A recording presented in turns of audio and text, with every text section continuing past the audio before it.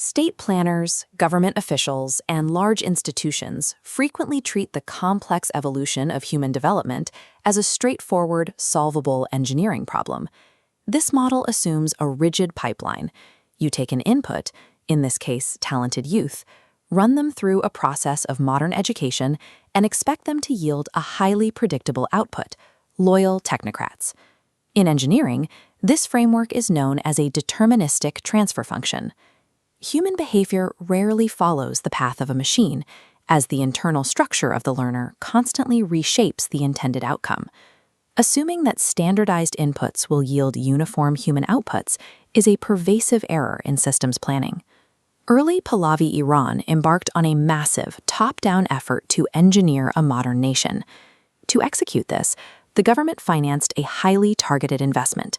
They selected the country's most capable young students and sent them to European universities. This cohort possessed incredibly tight, shared characteristics.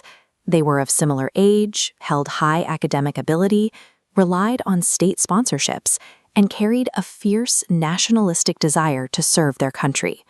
The intended output was clear.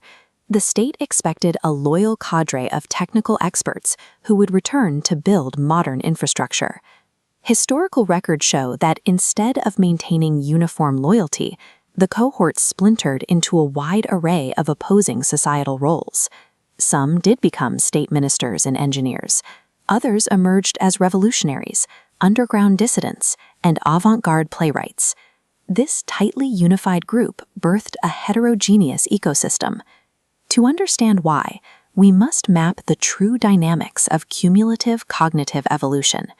If we plot the students' shared traits using dynamical systems terminology, they appear as a tightly clustered starting dataset. They occupied neighboring initial conditions, forming a homogeneous cognitive fragment. The state's planning treated education as a simple data download, assuming the individual's underlying structure would remain entirely static. Profound learning modifies the observer. It rewrites their ethical frameworks, political judgments, and emotional priorities. Because education alters the observer as much as the observed, that initial cognitive cluster is highly unstable and primed for divergence. The moment these students arrived in 1930s Europe, they were hit by a massive environmental shift. They were supposed to remain strictly confined to the academic environments of institutions like the Sorbonne. But interwar France was a hyper-dense, multidimensional ecosystem of competing ideologies. Caught in this matrix, the previously clustered data points began to drift apart rapidly, pulled along entirely new intellectual axes. Their scientific studies quickly intersected with intense nationalistic debates and labor-oriented movements. They encountered radical, revolutionary ideologies, offering highly organized alternatives to the monarchy they left behind. Each individual student was struck by a unique subset of these political, artistic, and social variables. When one educational input competes with dozens of societal inputs, the phase space of possible futures expands, making a linear outcome impossible.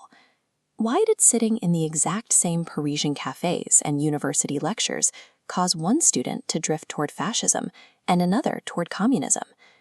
Think of a single wave of water hitting two geometrically distinct rocks. The exact same force causes the water to splash in completely opposite directions.